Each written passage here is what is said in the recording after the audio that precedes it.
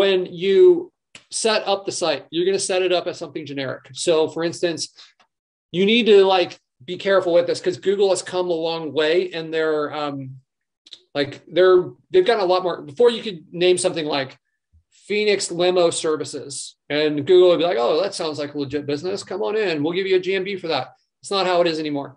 You need to put like some, what I recommend is putting some kind of like artificial branding in there. So for instance, limo is probably not the best one, but maybe like windshield. So we'll go like Phoenix windshield replacement would be the generic one, but now you change it to like Phoenix, like windshield replacement of Phoenix, or Phoenix windshield elite, premier, supreme Phoenix windshield replacement, something like this, where you have this kind of like branded word in there. And then you need to coach the business owner or whoever's taking these calls. You're going to have that whisper message hopefully through our phone system that says where it's coming from. The business owner knows that this is coming from you because you've had this conversation, and they answer the phone accordingly. Okay. So if when they show up and maybe they've got something different on their truck or their letterhead, like, yeah, we've got a few different like businesses that we run.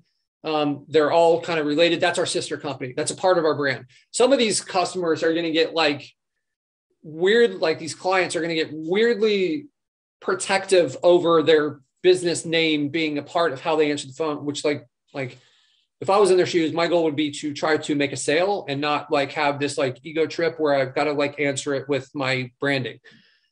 So then they create a new problem for themselves, and then you can just coach them and be like, yep. So you have that conversation a little bit earlier and say, yeah, that's one of our sites. It's the same company. If they bounce, then you've got like the domain is the domain either way. You don't want that domain to be tied to the business owner, because that's kind of the beauty of this business model is you have the assets positioned, and it could be any company that like they're the removable and replaceable part, right? You've got the part that's like static.